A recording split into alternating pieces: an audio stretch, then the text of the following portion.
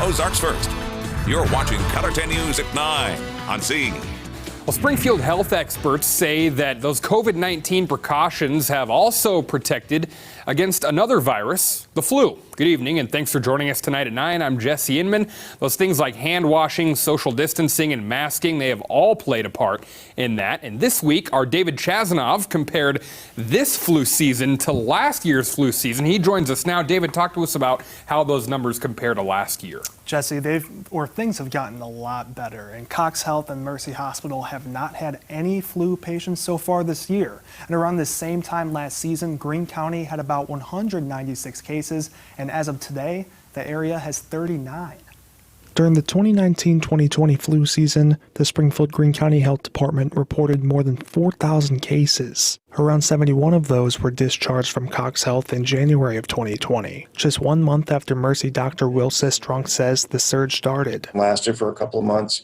Really before we started seeing much COVID in the United States, we had the flu outbreak. This time around, both hospitals haven't seen many cases at all. Caitlin McConnell with Cox Health says this isn't surprising, especially since other countries in the Southern Hemisphere, where winter happens during Missouri's summer, had much lower flu rates than normal. One of the reasons that we're not seeing a big flu outbreak is that there's been a significant decrease in international travel. Sistrunk says COVID-19 guidelines have also helped. It's really spread the same way. Doing what you would typically do for COVID will also reduce the spread of influenza. Catherine Wall with the health department says she hopes the vaccine is making a difference. We do know that CDC sent out more vaccine for flu than they have in previous years. It's a record year for flu vaccine. Regardless of how things are looking, Wall says people should keep their guard up. We've had 39 people who have tested positive for the flu. That's one misconception that I want to make sure people understand. I think there's this idea that anything that's respiratory is just called COVID. That's not the case. Flu and COVID numbers come from lab-confirmed cases. Those don't intersect. They are separate results. You get the sample in a similar way, but we're doing very different tests. So flu is very much still a thing.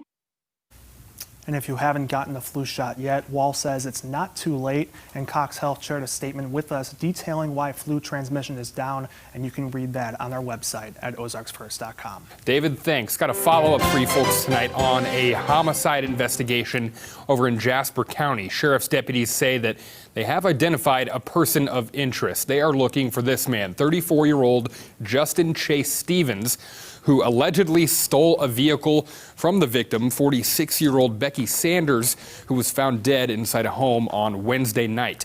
Investigators say Stevens is from Alabama and may have arrived in the Sarcoxie area around January 1st. Stevens has an active warrant for felony theft. He's considered armed and dangerous. If you see him, contact authorities immediately.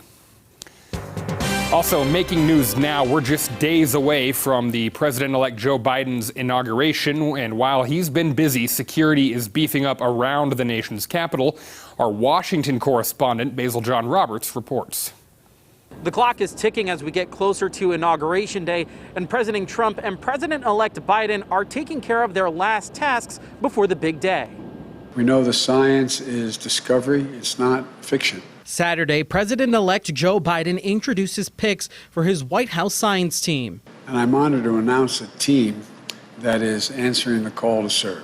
Eric Lander is Biden's pick for presidential science advisor. For the first time in history, I'm going to be elevating the presidential science advisor to a cabinet rank because we think it's that important. While the president-elect continues to build up his cabinet, security around the nation's capital gets tighter ahead of the inauguration. The National Guard has secured the streets stretching from the Capitol building all the way to the White House, and the National Mall is closed to the public. The Park Service said it will allow for small demonstrations for permit holders and would escort any protesters and hold them in designated areas.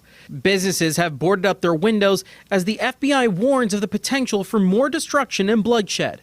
Capitol Police already arrested a Virginia man at this checkpoint as he attempted to pass through with fake inaugural credentials, a loaded handgun, and more than 500 rounds of ammunition. President Trump has asked his supporters to refrain from violence, but the president will not attend the inauguration. Instead, he will leave the White House early on Inauguration Day and begin his post-presidential life in Florida. A departure ceremony will take place at Joint Base Andrews in Maryland before he takes his last flight on Air Force One. Reporting in Washington, I'm Basil John. Well, several airlines are also taking extra precautions ahead of Joe Biden's inauguration. Delta, United, Frontier, Spirit, Southwest, American, and Alaska Airlines say they won't let passengers flying into the Washington, D.C. area carry guns in their checked bags. That includes Reagan National, Dulles, and Baltimore Washington International. These gun bans are temporary, most expiring the weekend after the inauguration. American Airlines also announced that between today and Thursday will not serve alcohol on flights to or from the D.C. area. The National Rifle Association announced Friday it has filed for bankruptcy and will seek to incorporate the nation's most politically influential gun rights group in Texas instead of New York. This comes months after New York's Attorney General sued the NRA over claims that top executives illegally diverted tens of millions of dollars for lavish personal trips. The group has struggled over the last year with the pandemic forcing layoffs and fundraiser cancellations as well. Well, it was a busy day at the Humane Society of Southwest Missouri.